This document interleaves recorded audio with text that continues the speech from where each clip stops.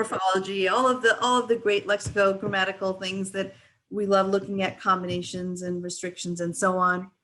And one of the things that we've noticed, and Kristine's been working a lot on this lately with Joan Mailing at the National Science Foundation, is that to really sell our science and to get the public excited about what we do, to get other than linguists excited about what we do, we need to show that what we're doing has wide, broad impact. And we know that it does. We know that it matters to communities. We know that it does lift people into, you know, sciences that they may not have been interested in before. But it seems like the topics that we choose may not always translate and get to the public and to the funders. And for this conference, we've selected 2 topics that show the broader impact of what we do, perhaps as an example of what we can do more of. Do what we do, but then also show how it translates into application for greater good. And so because of that, I asked Kristine Hildebrandt to talk about one of the projects that was funded by NSF, I think it was like in 2016 or 2015 or something like that, but has been then from then that time going onward, about the earthquakes that happened in Nepal in 2015 and the impact of those earthquakes on both, I guess, maybe you'll be talking a little bit about the documentation aspect of it as a linguist, what happens when you're deal with this kind of catastrophe, and then also stories and responses to those to that event from the communities there. So Kristine, thank you very much for sharing this work. I know that you're one of the people on the team and you have been working with a large interdisciplinary team. And so we're looking forward to hearing all about this effort. So I'm turning it over to you now. Okay, great, thank you. I wanna make sure everyone can hear me. Mm-hmm. Yeah, and then can you see my screen now that I'm doing a share? Wonderful. Okay, yeah, so this presentation will cover some, I guess, more specialized documentation research that I and my colleagues have been conducting in Nepal over the past few years, since 2015, and also talk about some of the findings, some of the things we're learning about the consequences of the Nepal earthquakes in the lives of a variety of Himalayan highlander communities. So before I launch into the talk itself and what we did and what we're finding, I wanted to say thank you first, because I always end up, running out of time to say thank you appropriately. So thank you to the organizers of this conference. I'm happy to be able to share this work. Also, I'm grateful for the funding I received from the National Science Foundation. It was through a rapid funding mechanism, which speeds up the internal review process for proposals.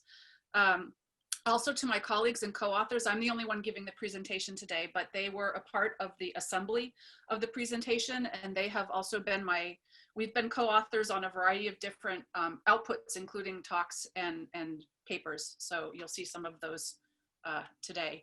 I want to also thank the courageous, resilient, and highly motivated local field researchers. Before I go too far, I also want to thank Shobana for giving me that extra time too. So this allows me to kind of flesh out a little bit more some of the things we're learning. But I want to thank the field researchers who you'll see showing up a lot in this talk, who were able to conduct the interviews and also gather survivor stories from local survivors in their local contexts. And also to the residents of these areas where we worked, who openly shared their traumas, their experiences, and also their ideas and opinions and beliefs with us quite candidly. So we're grateful to them as well. Okay, let's see. So yeah, here's our team. As Shobana mentioned, we have a large team, so large that it's hard to thank everybody individually. The handout, I think, will be shared eventually, so you can go and see in a more detailed way. So we have the co-investigators, research associates who worked in our field-based office in Kathmandu, the field workers who did a lot of the work to go and gather these materials, and also a number of research assistants that I had back here at SIUE who helped work with the texts that we gathered and also helped with coding and data analysis. And some of them are actually our co-authors on some papers that we've written. So it's been a really great experience all around working with the students.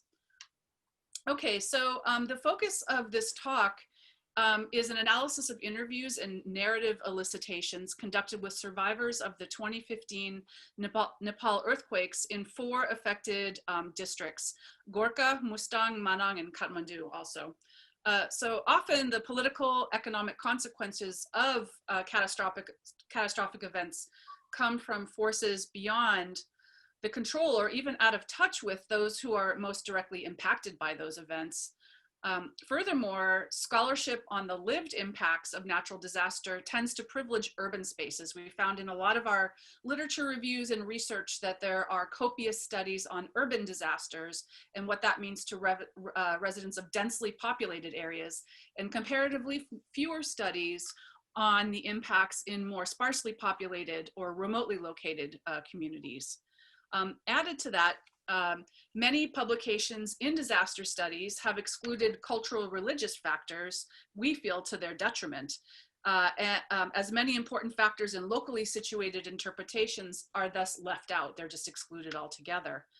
Our work that therefore contributes to and expands on a body of literature reporting on community interpretations and responses to natural disasters.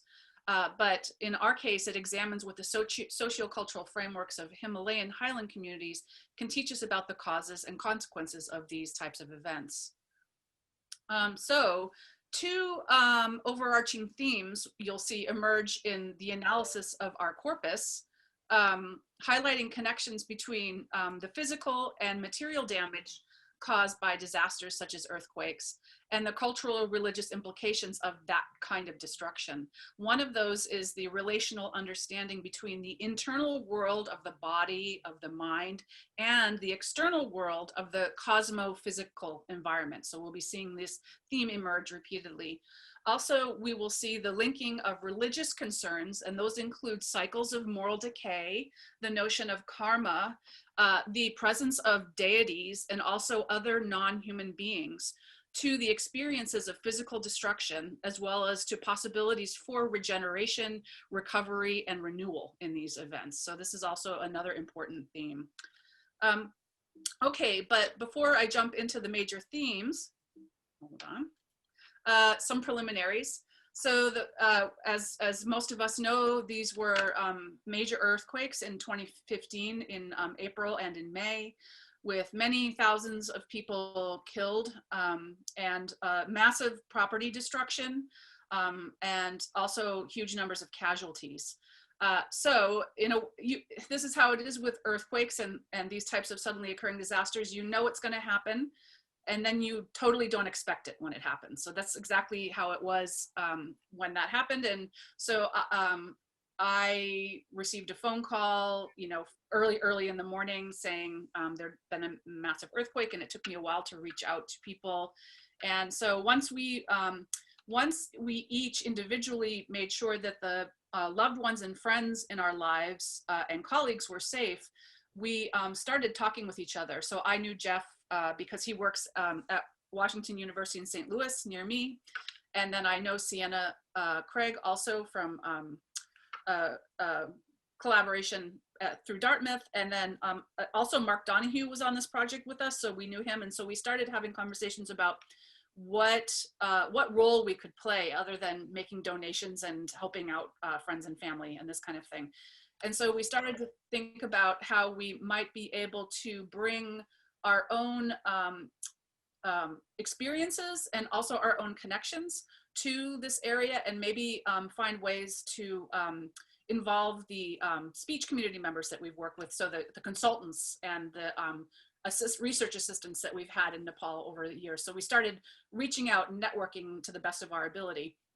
And so we came up with this idea that we could maybe find ways to capture and preserve survivors' nuanced and diverse experiences of living through a natural disaster in their own languages, in the local languages, before the narratives were kind of flattened and generalized for a global mass media audience. It was already happening. It was, you know, the media swarm that descends on instances like this. So we approached the National Science Foundation, and we were advised to go after rapid funding, which we did.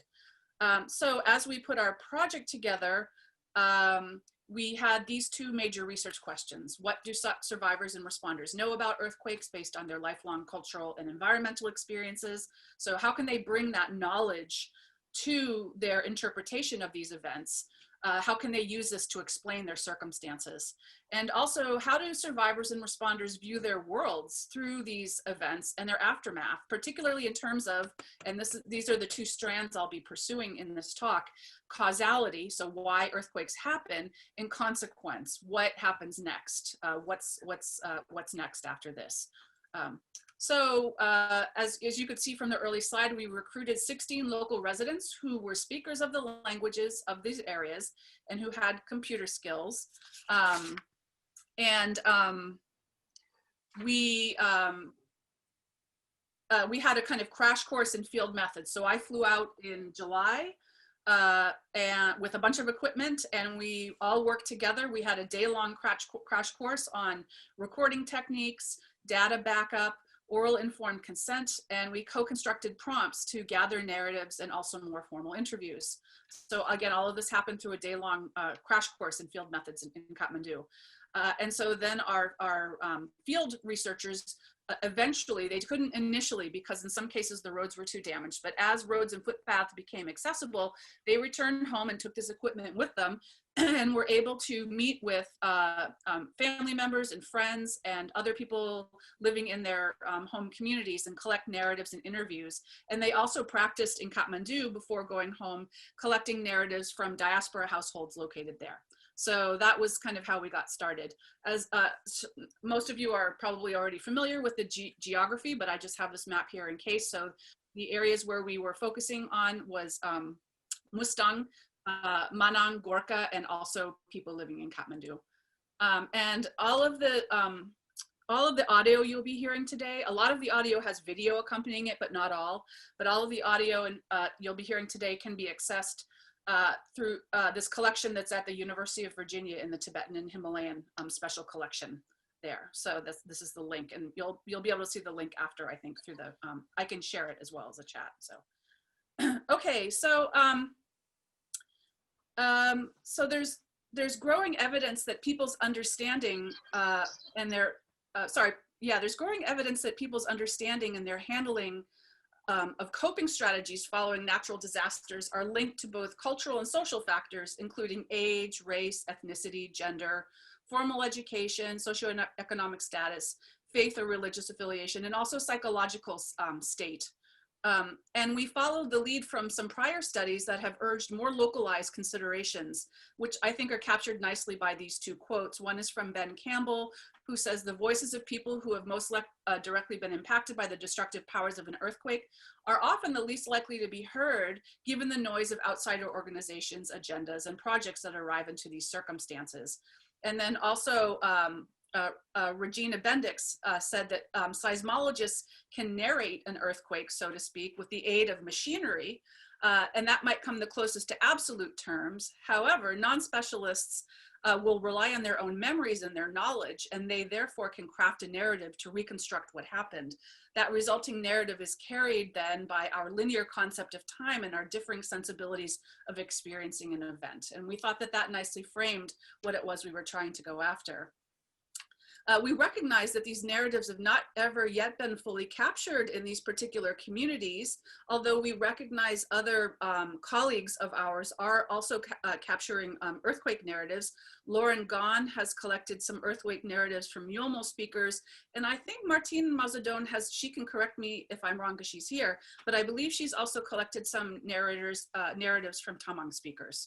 So, so there is some other work being done, but still this is a massive gap. So Okay, we're going to get down to the data in just a minute, but a couple of preliminaries. So in terms of organizing the data, um, um, in all narratives and interviews, we made sure that we asked at least these basic types of sets of questions, although we did allow people to freely share whatever they wanted to share, but we tried to make sure we hit at least these 3 questions.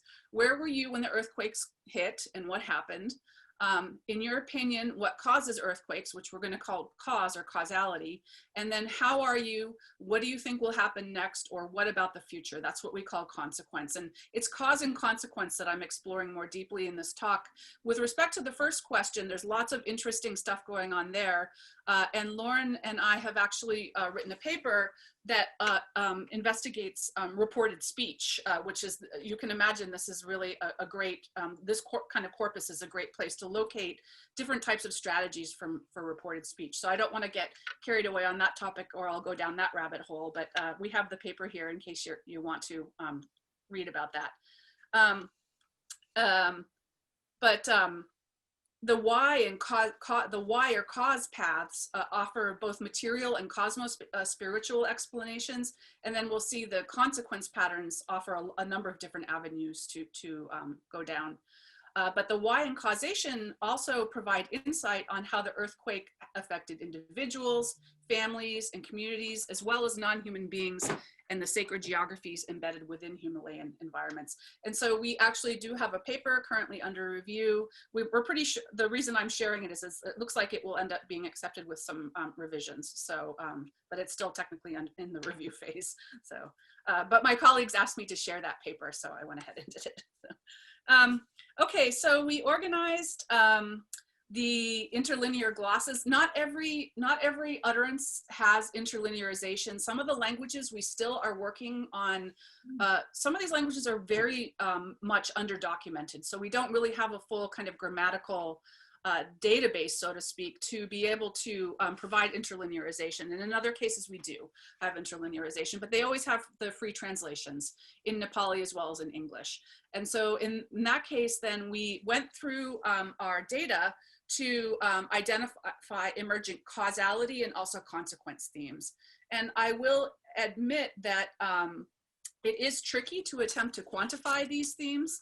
And they are open to some degree of interpretation. However, we did cross-check our coding amongst the different co-investigators. And we did find the following themes that I'm going to share in the next slide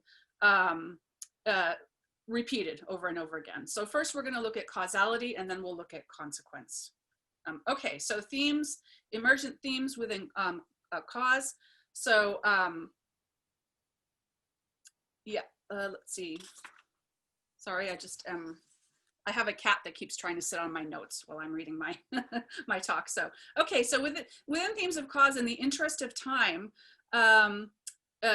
we're going to just stick with two themes that seem to emerge with particular frequency. One we call moral degradation, which I'll talk a little bit more about, and the other one we call quite literally sagul, so which means earthquake. In terms of moral degradation, this type of causation expression has to do with this idea of human relational failings that are situated in the context of a cyclical degenerative age, this Kali Yuga age. So I'll explain a little bit more what we mean by that. And then when I turn to sagul, these, by the way, are not completely separated from each other. And that is also what makes coding tricky, because a lot of these themes overlap with each other. And that is true about sagul and also moral degradation. Sagul literally means earthquake, but it also refers to an autochthonous, so an indigenous being, often described as an animal. It can be variably described as a snake, an ox, a fish, a tortoise, an insect, or some other kind of combined creature on whom the world sits, or it exists within the world, within the geology of the world. There are a number of other interesting causes that emerge here that I just don't have time to get into today, but it would be fine, to discuss it later. And we're going to keep working on these other themes as well.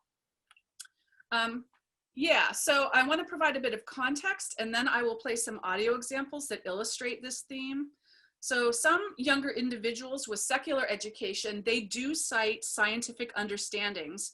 In our corpus, we do hear the phrase plate tectonics emerge in their discussions, and also descriptions of geomorphology. And they do describe that as the earthquakes, what we might call proximate, immediate cause. But many older people, and I would even add that some younger ones, also mention the trembling of an animal dwelling beneath the earth as an approximate cause. For the ultimate cause, according to these people, what induced the animal to shake, many interviewees surmise that the earthquake is triggered by negative human actions directed at the environment. So there has been some literature on this. There have been some other publications on this that say that Tibetans disturb the earth with great caution and usually take proactive measures when initiating construction projects by appeasing deities through a soil ritual, sachok, or else before breaking ground. And there's a general understanding or acceptance that if one encroaches on or damages a deity's inhabitants, it can retaliate by causing illness, injury, or even natural disasters. And we see these concerns and anxieties as connected to the origins of earthquakes reflected in the comments by interviewees a lot. So here's my first example, and hopefully the audio will work. I'll play this for you in a minute. We have one interviewee here, a speaker of Newbury, Mr. Tsering Wangdu, and so this is how I'm presenting the text here. I know it's probably a bit small to your eyes, and I apologize. I was trying to figure out the best way to present these excerpts visually. I'm also about to play the audio for you, but the English free translation is highlighted in blue, and I realize that doesn't help if you're colorblind or if you just can't see the font very well. But again, I'll make these slides available for you. So this speaker of Newbury takes a critical position about stone breaking for construction and digging for yarchagumpa, these cherished fungal worm kind of combination creatures that are used in traditional medicine. So it's big business in Nepal. It's big and disruptive business in Nepal. There's a whole kind of black economy surrounding it. So anyways, he takes a critical position about these types of activities and suggests that these were supposed to result in what he calls the good life, but actually they eventually result in the destruction of local residential areas. So here's his bit of speech. 달루처럼 오랑이니 달 lumba 두두 때라니 살라돌라디 융드지로 살라돌라는 융드지 저까지 때는 숨는 저까지 뒤면 붐 야도 뭐는 나간데 뒤는 융드지로 야도 뭐 그거데 야벌레 나올라 저랑 로숨 신나리 저 칼라 약보도 레저레는 소노다 다 칼라 약보도 그는 구도온 다오랑 더 뒤져져 너 람스tum 싱알도 dim는 어인다다는 김치가 말해요. 저랑 끼랍다 넣는 소승이. Did that audio come through? Yep. Hooray. Okay, good. It's always nice when things work. So you can see, if you can see the English free translation, you can see, we were promised this, we were promised that. What good has come of this? In fact, there has been destruction, and if this keeps up, there's going to be even further destruction into the future. We observe we observe in several parts of Nepal, we observe in our area, but also this is true about a lot of different parts of Nepal currently, that our areas of focus have recently witnessed a surge in road building and other construction efforts. And road building has been really interesting for me as I've done my language documentation work in Manang for many years now. I've been watching the relationship between the emergent road and the language practice traditions, local language traditions in the area as they've been changing. So I've been able to kind of witness this longitudinally.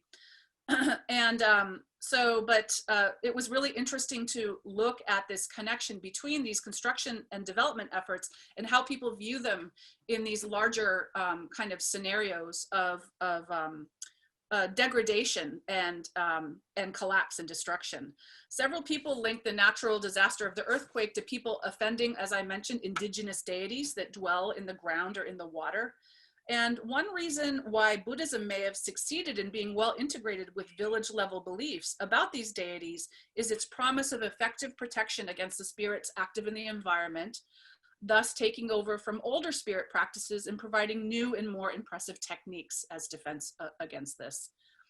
In fact, such deities are even part of disease etiology, so the study of the origins of disease or the causes of disease, where ailments may result from disturbing a deity's domain by polluting water sources, cutting down certain trees, and also excavating the earth. In fact, even the hunting of creatures which dwell beneath the soil is believed to bring misfortune to perpetrators because of the animal's close connection with the deities. And so this type of research, disease etiology, reinforces and fleshes out the idea of the inner landscape of the body being related to external environments. And so I'll play another sound clip in just a moment. That connectedness between the physical body and the environment is what drives local resident anxieties about immoral behaviors and the consequences such as physical destruction. This is reflected by Mr. Champangawang Gurung, who's a resident of Mustang, so a speaker of Loa. His son actually is one of the field researchers, so this is kind of a nice photo of them together. And his son is also an Amji, so a local traditional doctor. And so Mr. Gurung here in this audio clip draws a connection here between moral failings and physical decay. 딘데 동부지 미 벨랑쇼 대바. 아미상 단체나 아미상 자tun세나 아미상 파티 분체. 딘데 지기 도낭 메비. 딘데 콘 대사고 네바 자간한 것에 삼로가 아미상 계세나네 대게. 삼로데 잔제다나 감저기 디기 간스나 아니 기라를 걸다 히라 비그레요. 디게 자갑 두르는 나라 교연 첨보지 효때 망기 점 걸 강박의 파운데이션 게 특바 디바 나지 오네 자와 딥데선. So these offenses and the consequences manifested in the earthquake are described by people as a sign of the end of times. Buddhist cosmology divides time into eons, kalpa. During a kalpa, the world system forms, it develops, it matures, and it decays, and it's eventually destroyed, thereby initiating a new cycle. At the beginning of a kalpa, the human lifespan measures thousands of years, but slowly can decline to as few as 10 years as abundance and comfort are replaced by strife and pestilence and starvation. So in the current era, it's believed that the human lifespan was already down to 100 years. And so it should be 10 years in waning. Yeah, that's right. And so a calamity like an earthquake can be interpreted as a sign that a kalpa is coming to an end, and an event situated with a decline in religious devotion and other factors that affect the ability for the Buddhist teachings to perpetuate. We have another clip here. Let's see. Sorry. From Mingmar Tsering Lama, a speaker of Narfu, of Nar in particular, he echoes this concern about moral failings and destruction, observing that people should care for each other, but that unfortunately the government in Nepal is not interested in this kind of action. 운다 이 몸에 냐는 상리 비자 칸이 무어 비자 칸이 무 비자 대전상 시사시 냐는에 몽갈비 뒤탐 비자 칸이 무 비자 대전상 시상시 인주양 디비 냐는 오시캅제랑 냐는 전다저레 클라스 냐는 시와 산니체미 어제 라지르제레 사마세레 파르티스모 모 인주양 냐는 आसे बिबजे खजुबिर में ये नेपाल सरकार से अन्य कमजोरी मोमो कमजोरी तामु में बिदुबिर में तासुंदाय लाजिर व्यवस्था मु आते आता है ना तासुंदाय लाजिर व्यवस्था मु government filled with half measures. Little scholarly attention has been devoted to the intersections of religion and disasters, in part because the indigenous explanations of causality are often brushed aside as historical relics or superstition that can contribute very little to disaster research overall.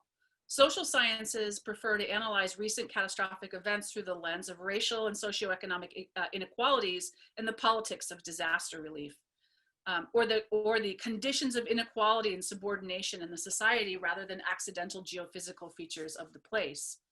Such analyses often exclude the voices from local communities or place more emphasis on external forces than internal community dynamics. So here's this quote here from Campbell again. The voices of people who have been most directly impacted by the destructive powers of an earthquake are the least likely to be heard, given the noise of outsider organizations, agendas, and projects that arrive into the circumstances. Our research is revealing that many people attribute the earthquake's ultimate cause to human economic activities that disturb indigenous deities. It also underscores distinct parallels between explanations of earthquake causation and signs of impending doom contained within written prophecies. In particular, there's an observed decline in religious devotion and a corresponding increase in non-virtuous activities. A lot of our corpora talk about obsession with self, obsession with buying material goods and travel. So this leads to a kind of fraying of social cohesion and also the environmental disruptions that follow. Even before the earthquake struck, many people, especially elderly, grumbled that they were living through a degenerate time. And perhaps it's no coincidence that they who are the most disoriented by contemporary circumstances and have the most exposure to these textual prophecies, they're the most likely the ones to interpret the earthquake as a sign that the end of an eon is near. Okay, whoops. Yeah, I want to turn to a second theme of causation here. Where am I with time?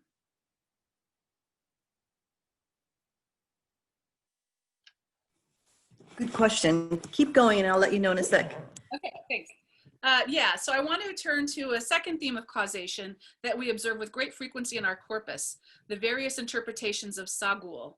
So this is not unrelated to the end of an eon, but it's still interesting to more closely inspect the various manifestations that these beings can take and what it means. So Sagul literally means earthquake, but it's also linked to various animal forms, as I mentioned in the earlier slides. In addition, these recognizable animal examples on which the earth is said to sit, Sagul can also indicate animals that have specific bodily features. So some kind of a creature with a certain number of legs or arms or ears, but otherwise they're hybrid and they're uncertain. So we see this linguistically encoded in different ways with people asking questions like, is it the trunk of the elephant that shakes, or is it its leg? Does the ox have horns, or does the tortoise have a long tail? We see these types of questions being asked in our corpus. Is it moving because it's unhappy with humanity? That's another question that we get a lot. In this example here on the next slide, yeah, we have Ms. Sonam Lamu, who's a speaker of Tsum, and she describes 4 great golden oxen contained within the earth, which during the process of trying to rest are disturbed, and so they themselves disturb the earth. This one's a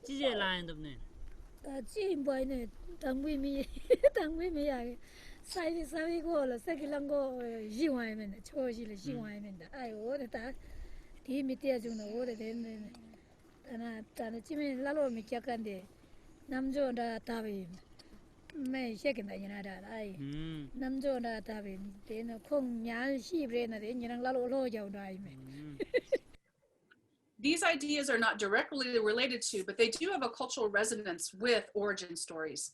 We observe a cultural imagination that sees the possibility of life emerging from and also being troubled by the interplay between forms of sentient animal life, divinity, geology, each of which have the capacity to produce forms of literal and figurative instability. Shobana, were you going to give me the time? Yeah, about 8 to 10 minutes. Okay, great. That's fine. These narratives also reflect a keen attention to the relationship between the elements, especially earth, water, air, wind, and fire. Once again, these ideas are held by older generations, while younger generations mainly will attribute the shaking to the earth to more scientific explanations or narratives of moral decline and decay. So here we have an example of Ms. Dawa Dolma, a speaker of Newbury, who speculates that the form is an insect, but she's not sure. There's a lot of hesitation here. She acknowledges that it's a topic that she thinks about a lot.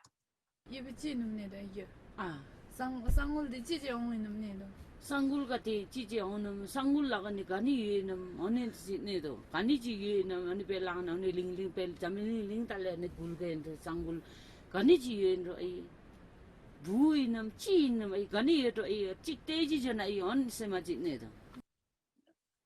And then we have Meitashi Dorbre, another speaker of Newbury, who speculates with his interviewer about the shape of an elephant, but he also expresses skepticism.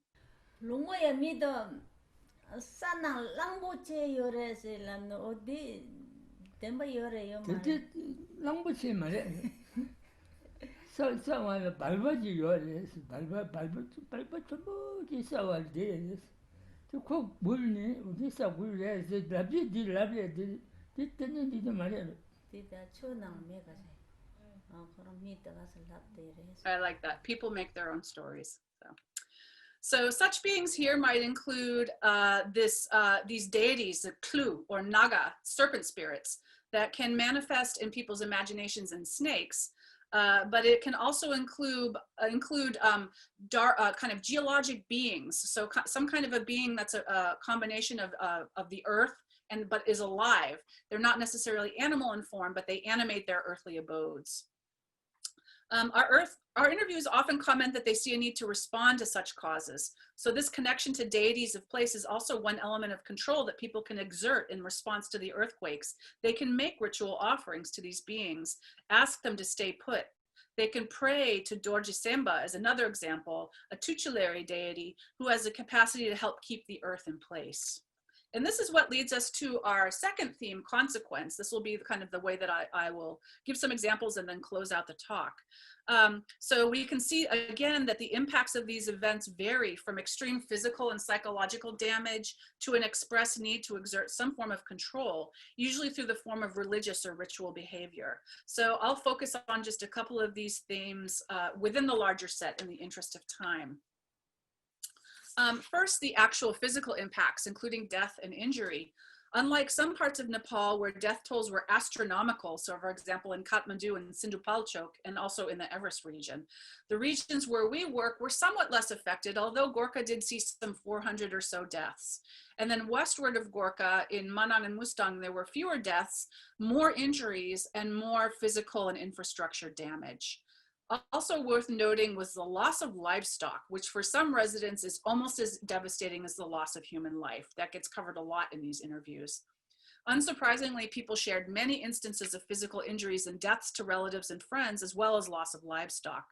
Also unsurprisingly, physical injuries were closely linked to mental and psychological trauma.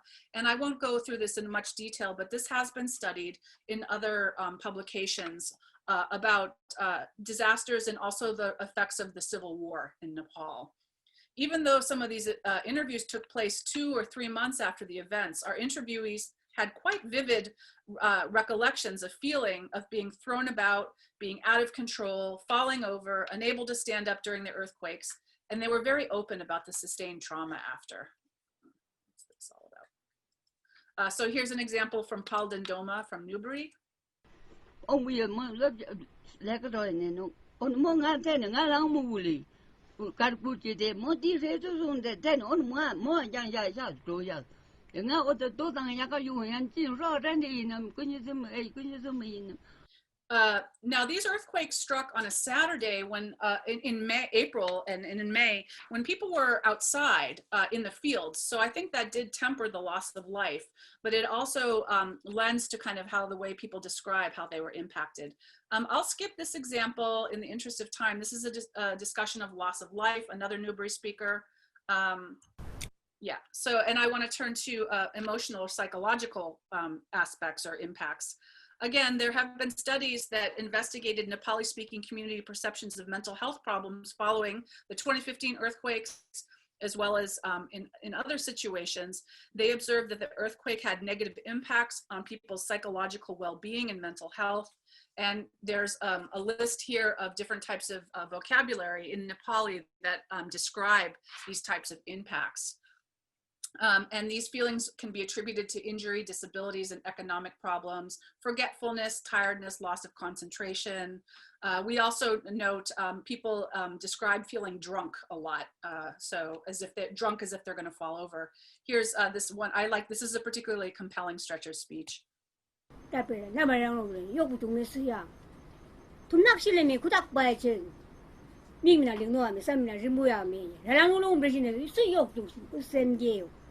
Semtana, Tanagio. Palatana, Tunak Shiba, I think, come room like that, Shiba, me tak shut the Tatong way, Kirasin don't wait, K. Apashini don't wait, Jim Lagoda don't wait. They also ban Congo, same hat. Let's sing on my same, but say Jimmy, 장난에 라록 범록 되죠. Linguistically, there's a lovely list intonation going on there, but really what she's expressing is a kind of fatalism. So kind of what is there? We might as well be dead, then we don't have all of these things to worry about. This is also expressed in some other instances, which I'm going to kind of skip through in the interest of time. Unsurprisingly, psychological or mental impacts are often wound up in faith and spiritual connected impacts as well. And again, this has been studied in the case of earthquake survivors as well as the survivors of the Maoist insurgency. Two common variables concerning the assessment of trauma show up in our corpus: the concept of a person as an intrinsic part of living and non-living collectives, and the concept of a person as embedded in social networks. And this is where then the idea of ritual behavior and prayer come in as a form of control. This is a nice example from Yapsange Dorje, who interestingly was a child in the 1934 earthquake, which caused over 10,000 deaths. So here he is in his early 90s in this interview in 2015.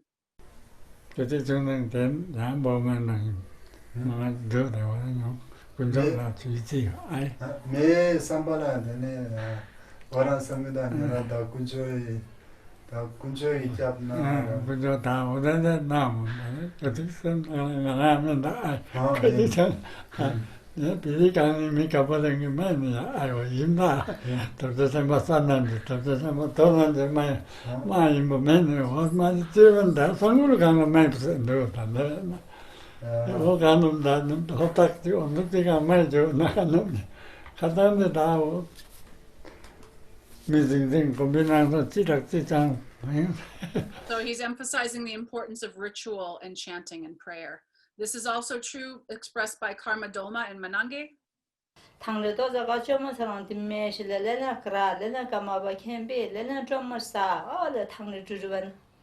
And I'm just going to conclude right now because I believe I'm probably out of time. Yep. So these conclusions, I want to finish up the presentation by reasserting what I said at the start.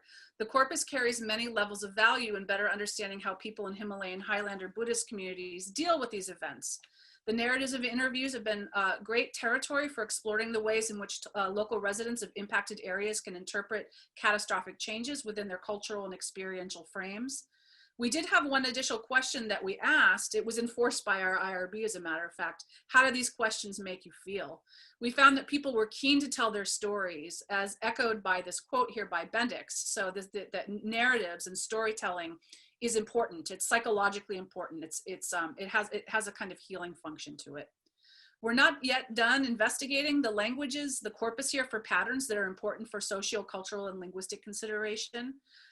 This includes, for us, we want to continue to investigate the corpus for perspectives of self-reliance and local community relations with more centralized entities. As I mentioned, people described a great deal of damage to local infrastructure and expressed frustration with both government NGOs at failing to consider their material needs at recovery and construction. We're also interested in a number of linguistic dimensions. Onomatopoeia, we're actually involved in a project with that right now. There's a lot of lexical verb encoding work that we can do. And I'm also quite interested in code switching and these kinds of narratives as well. So I'm going to end now and see if there's any time for questions, but thank you, and I can share the references.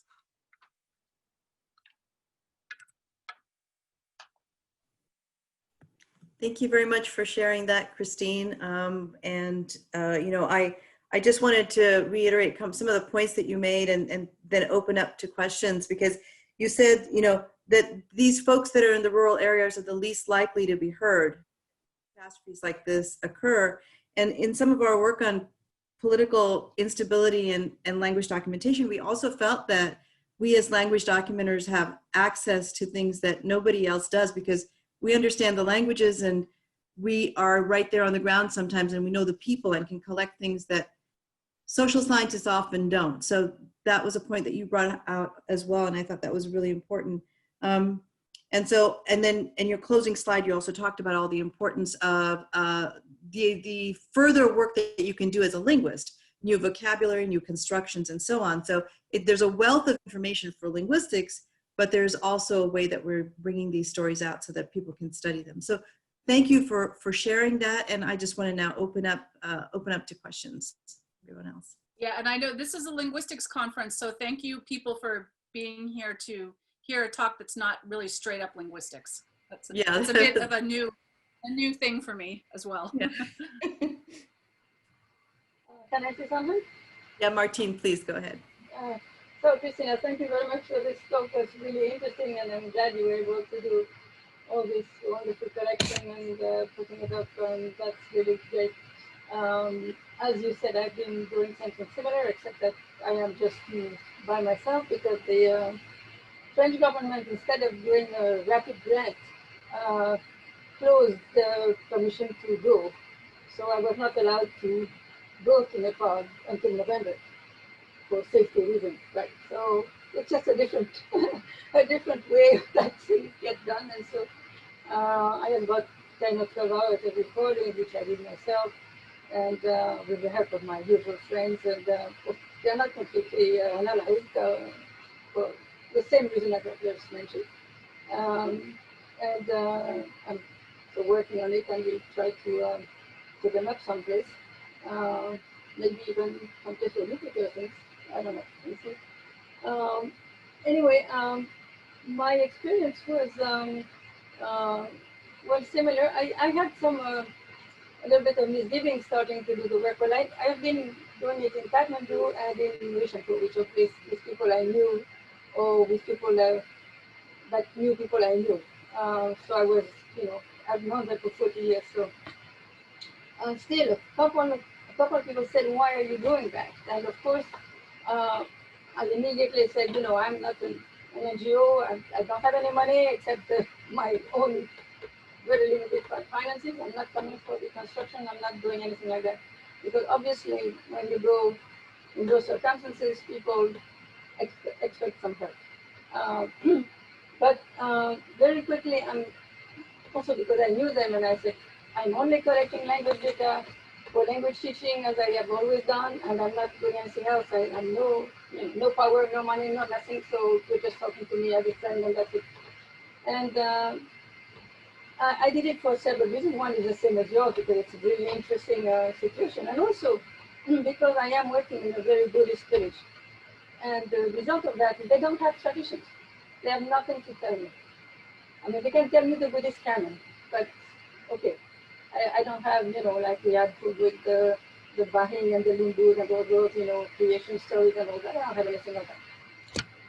So what I have as material is private conversations, which I collected for many years.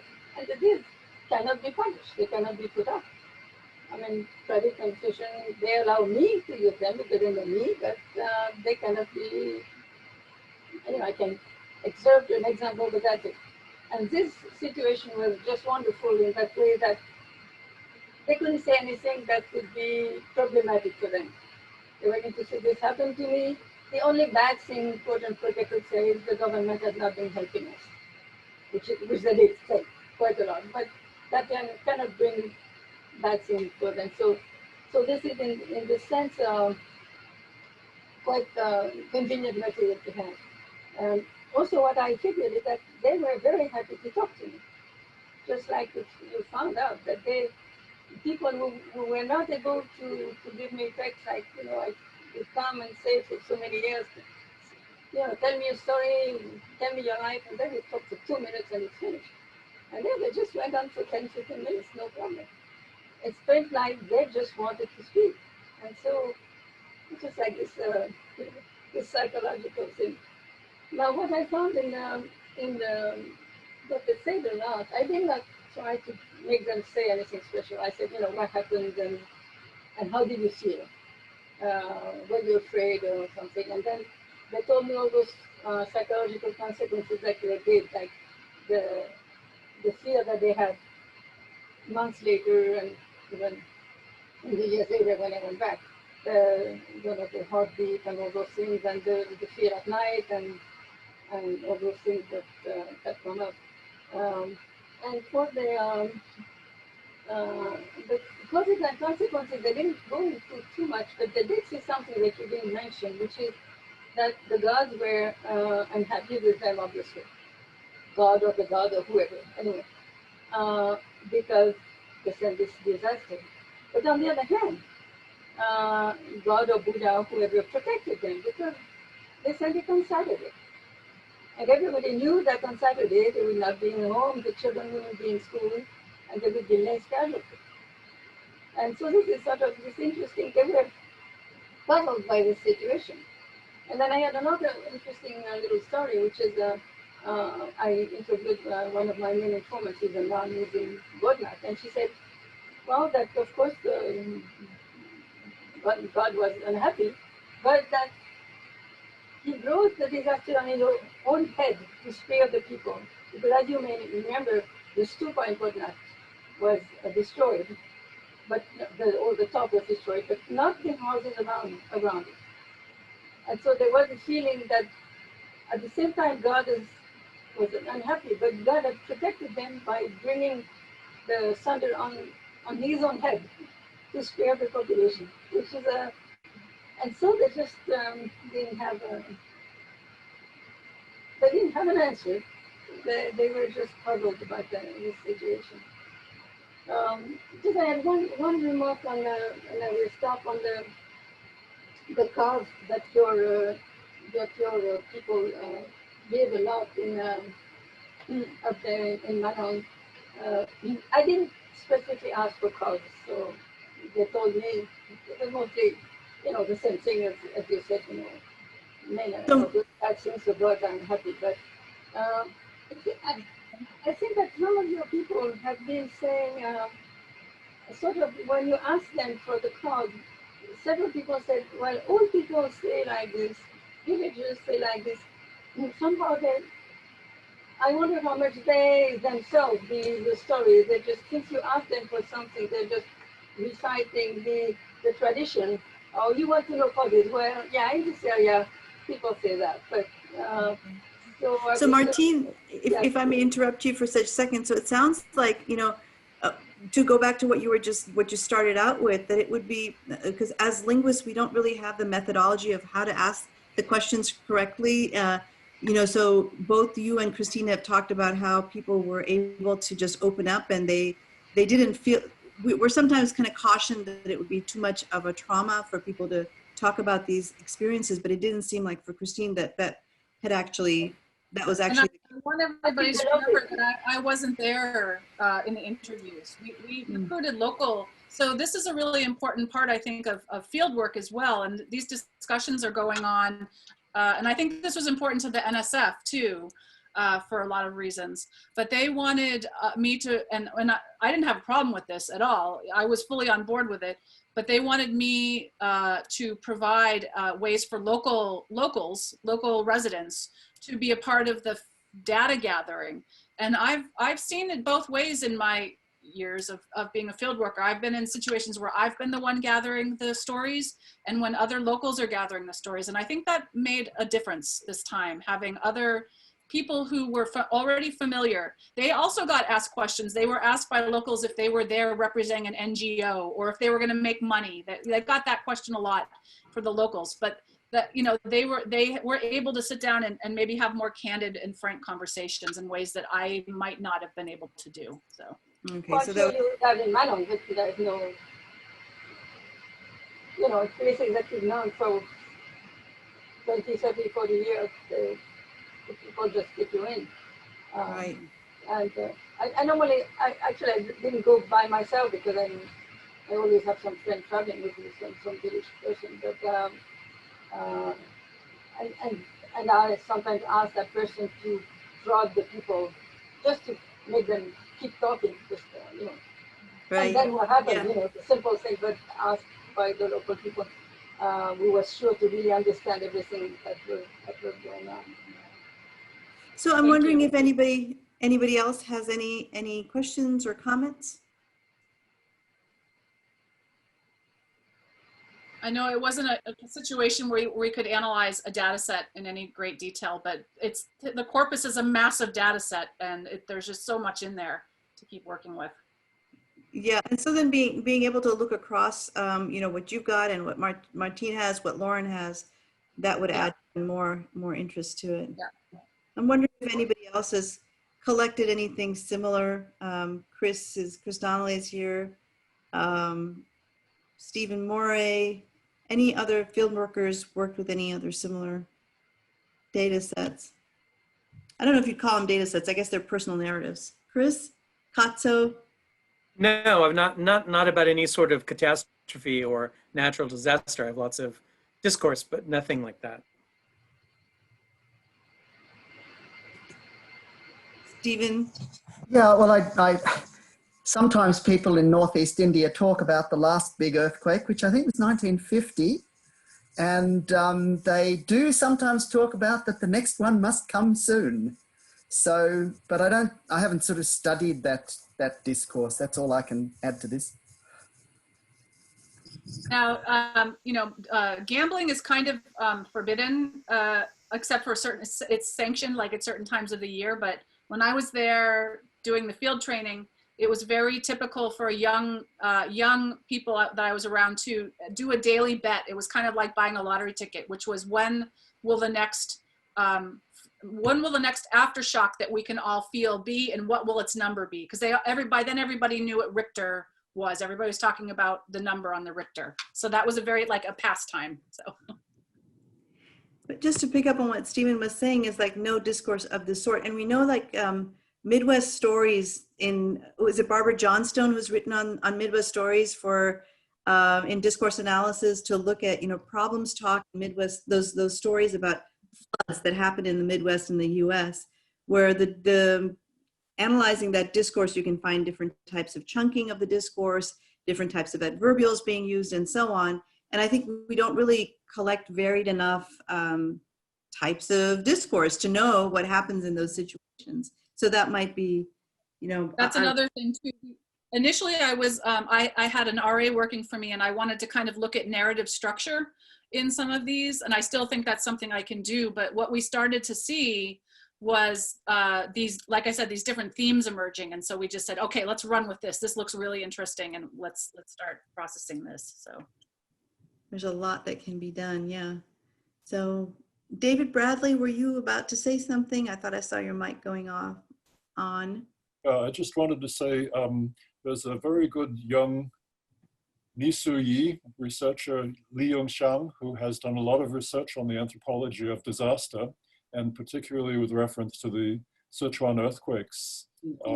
So he is at the Chinese Academy of Social Science in Kunming, and he published quite a bit on this. It's all in Chinese though.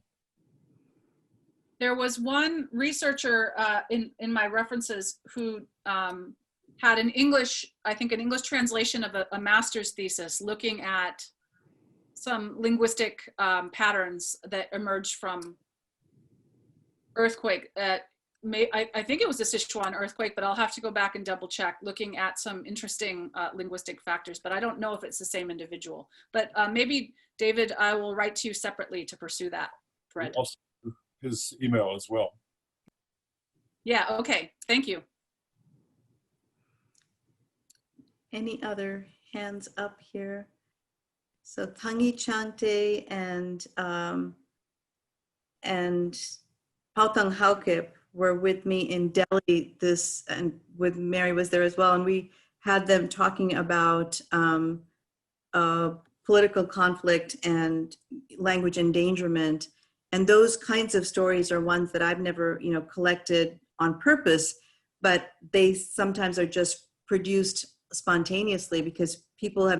And one lady that we talked to in Imphal, told us it was quite a scary and story. But she then said nobody had ever asked her before. Nobody had ever asked her situation, and she'd never told that story before. I know there are huge ethical issues behind. How much you can reveal and the re-traumatization and all of this. But yeah, I think it would be an interesting area for us to talk more about because we are right there on the ground and have a unique perspective where we can collect these stories if it's right to do. Yeah, I should say that we offered to have people be anonymous and we wouldn't use their work in any public corpus, but people were quite happy to go on the record with this. We used an oral consent inform. I realize those are problematic too, kind of reading off a bunch of canned, institutional speak, even if it's translated into the local languages. That was what the field methods course was for. I went in with this idea about what I thought the IRB should look like, but the field researchers, the local researchers were very helpful in kind of recrafting the oral informed consent and also reshaping some of the questions to make them more useful and relevant. I think that they were extremely valuable in that way. Fantastic. Yeah.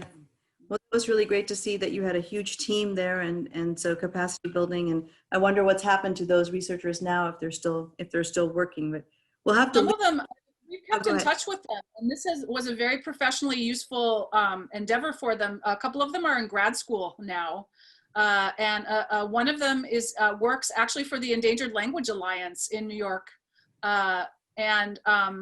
yeah, so a number of them have gone on to do really interesting work in their lives. And I wouldn't necessarily claim that this project inspired them, but it was really good professional experience for them to do this kind of work. So yeah, so it's been good. Absolutely. Well, thank you so much, Kristine, for your presentation. Thanks everybody for tuning in. Yeah, we are out of time, so we're going to take a break now. And Mary, when do we come back to meet for our sessions? The next ones will start at 7:30. So there's one in room 1 where we are now, and then also in room 3. In room 3. Okay. We'll see you back at the sessions then. Bye-bye.